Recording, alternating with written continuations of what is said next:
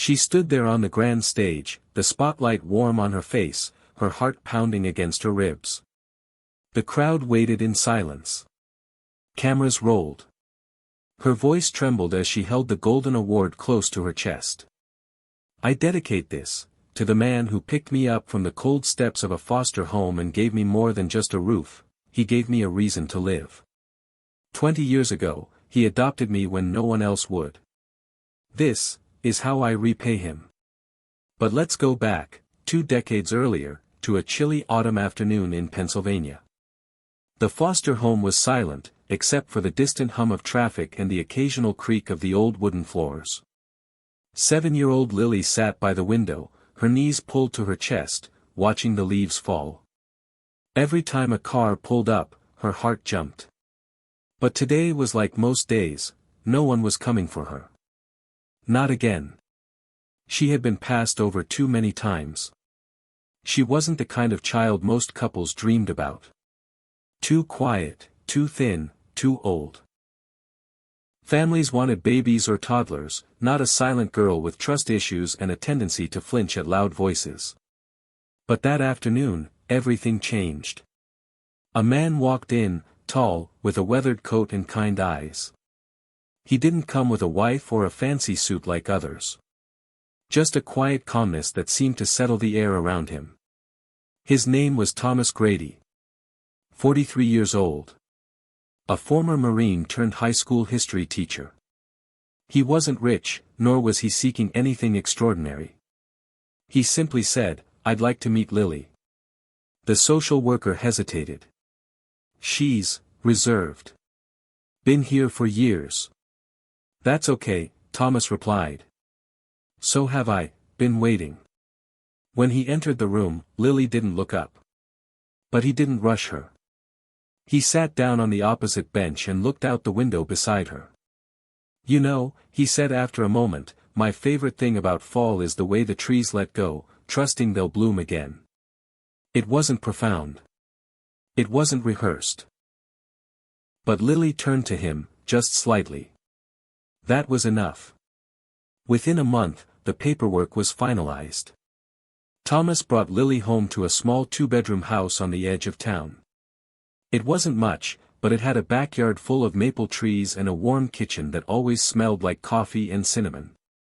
Adjusting wasn't easy. Lily had nightmares. She didn't talk much. She didn't know how to trust. And Thomas, patient as he was, had to learn how to raise a child on his own. There were nights he sat by her door, listening as she cried silently into her pillow, unsure if he should go in. There were days she refused to eat, curled up on the couch like a ghost of a child. But he never gave up. He made her breakfast every morning, even when she didn't eat it. He read her stories at night, even when she didn't respond. He drove her to school, cheered at her every small achievement, and never once asked for more than she was willing to give. Time passed. Slowly, something shifted.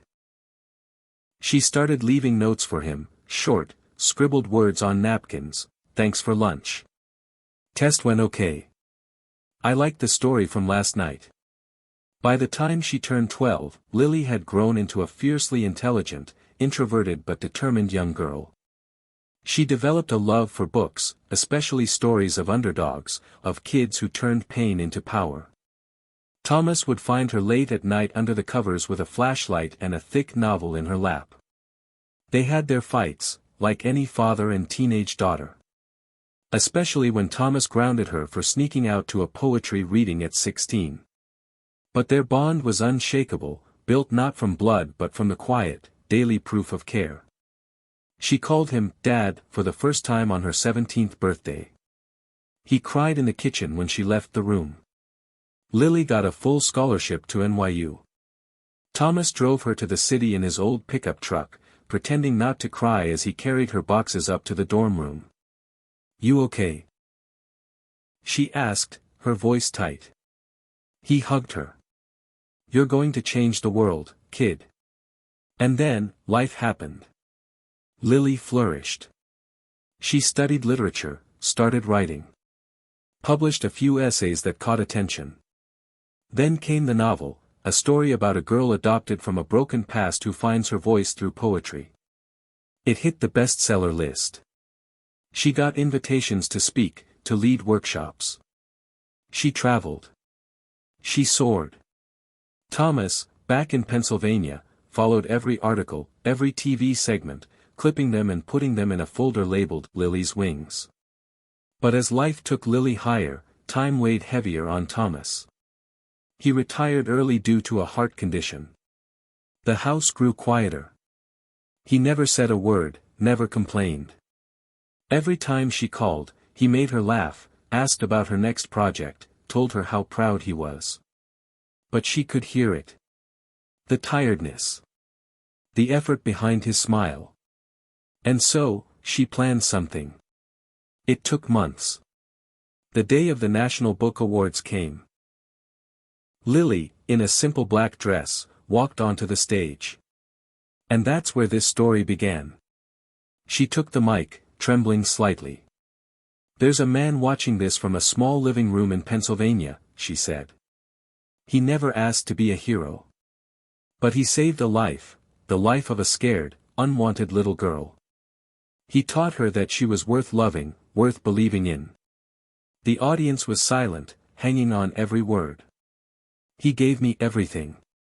And now, it's my turn." She paused.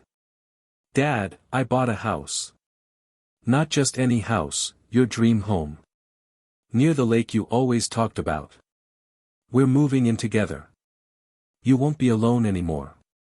You raised me with love. I'm coming home to return it." Tears streamed down her face. "And this award, it's not mine. It's yours." Cameras flashed. The room erupted in applause. Back in Pennsylvania, Thomas sat frozen, eyes filled with tears. On the coffee table was the old folder of her clippings. Beside him, a packed suitcase. Lily was already on her way. The drive home felt surreal. When she stepped through the front door, she found him sitting on the porch, looking out at the trees. "You didn't have to do all this," he said. "Yes, I did," she whispered, hugging him tight. "Because you did it first." They moved into the new home by the lake. Lily set up a small writing cabin for herself, and Thomas, now surrounded by calm water and soft sunrises, finally rested. They spent their days cooking together, reading by the fire, and walking along the lake trail. Lily's career continued to thrive, but now with balance, with roots.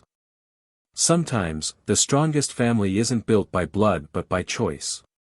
Sometimes, love isn't loud, it's in silent patience, warm breakfasts, and unwavering presence. Lily had been given a second chance. And she made sure Thomas knew every day that his choice to adopt her hadn't just saved her life, it had made it something beautiful. And now, she had repaid it the only way that truly mattered. By being there.